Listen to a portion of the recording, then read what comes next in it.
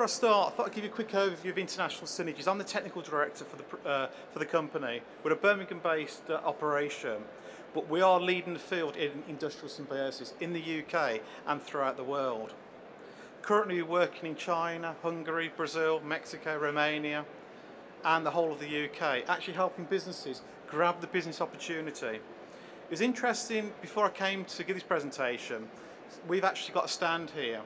A business actually approached us and said, I'm an investor, I want to put some investment in to actually diversify my business and actually grow and make money out of it. So there's lots of opportunities out there. So what have we actually achieved in the NISP program? Well, in the UK we've been operating for over 5 years and been working with people like yourselves who have good ideas, who have resources, who have technology, who have plants with capacity, who want to diversify, who actually have some good innovation, lots of good ideas.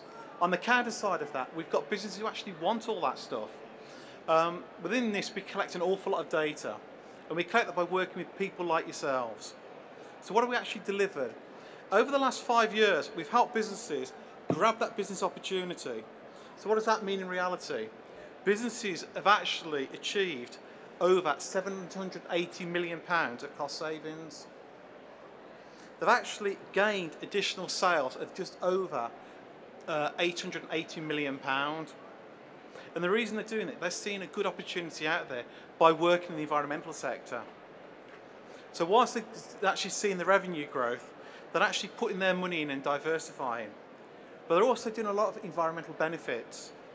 Over the last 5 years, they've actually diverted over 35 million tonnes of waste away from landfill. They've actually saved over 30 million tonnes of CO2. Picking up on the point that Mark raised in his early presentation, we mentioned about water security. In the southeast, we're already seeing pressures. We've actually helped businesses save a lot of water. Over the last 5 years, businesses have stopped using 48 million tonnes. As well as that, they're also creating a lot of new jobs. There's a lot of new ventures. And we've actually helped safeguard and create by working with people like you. It's people like you who's actually doing the work out there. We're actually in the facilitation. Going back to what Alan said, it's working in a symbiotic relationship. You've got some good ideas. You've got problems within some of your industries. We may have people who've got the solutions for that. Work with us. We are funded by government. DEFRA fund us to work in England. We are working very closely with RAP. And we've actually got a new contract with RAP to deliver IS across England for the next 4 years. So in other words, we're free. We want to work with you to actually help you grow and diversify. So that's giving you a flavour of what we're about. But what do we actually do? How are we working with people? Everyone's got different challenges. Everyone wants to do something slightly different. So I'll just share some examples with you. I'm working with lots of companies in many, many different sectors, be that the university with innovation, business with problems, business with solutions. We've worked with a chemical company up in the northeast of England. They use an awful lot of energy. They also produce a hell of a lot of CO2 in that process and a lot of waste heat. They approach us saying, we've got all this waste heat, we've got all this waste energy, and we're throwing it away, we're disposing of it. There's got to be something better. We're also working in the food sector, and that food sector came along to us and said, we want to grow lots of crops in the UK, we want to stop importing it from abroad, we need to actually reduce our cost base.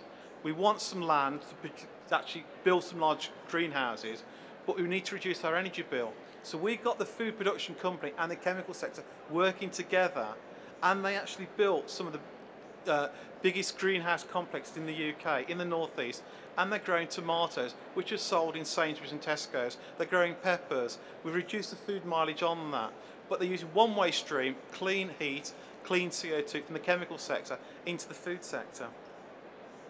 We are working cross-sectoral. In the West Midlands and further afield, there's lots of foundry industries. They are producing lots of good, high-quality materials, but that foundry sand eventually needs to be disposed of. It goes to landfill. The landfill costs are escalating year on year. And these businesses are going, we need help with this. What can we do with all our waste sand? But we said it's not waste sand. We've got people who want it. And we've got an operation today that's reprocessing over 100,000 tonnes of waste sand, and they're pushing that back into the market. They're also extracting some of the metals that's encapsulating that waste sand and pushing that back into the market. And they're also producing fertiliser from that waste sand. Again, new opportunities.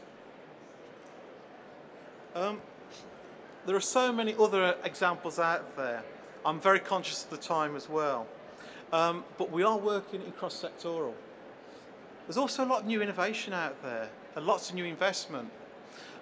We work with a business that are currently building an anaerobic digestion facility. They respond to the market needs. I think Alan mentioned earlier on, I know it's actually Mark, a third of the waste food that we buy at home ends up in the bin. It used to go to landfill. That can be reprocessed. First of all, we should stop it going in the bin. We should see what we can actually do to do that. But eventually, what do we do with those resources? They can be reprocessed. It can be converted to renewable energy. There's a lot of investment on that. Again, working cross-sectoral. We had a small project in Cambridge, and they were building a new tramway in the city. They then wanted to reduce their carbon footprint. They wanted to reduce their need on using virgin raw materials. And they said, well, instead of using virgin aggregate, what can we use for our drainage on this tramway? And we said, well, we're working with lots of people who've got a hell of a lot of waste tyres. In the UK, we generate over 420,000 tonnes of waste tyre. Those materials can be used in other applications. We got the two businesses working together, looking to see what the opportunities were, and that tramway actually used over 10,000 tonnes of recycled tyre material in place of virgin aggregate. The reason it worked was because both people wanted to grab the business opportunity, they wanted to reduce their cost base, but they also wanted to do the right thing environmental. There are some really good opportunities out there. There's a lot of work on carbon.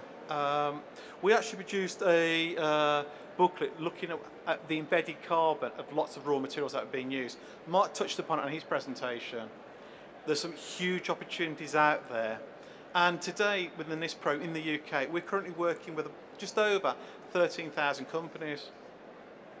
That may sound like a lot, but that also means there's a hell of a lot of companies we're not working with. There's lots of materials that they want for their processes. There's lots of new opportunities out there. Again, as I said before, let's grab the opportunity, move forward, and help the UK do the right thing.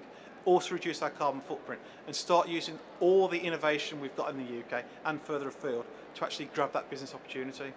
Thank you.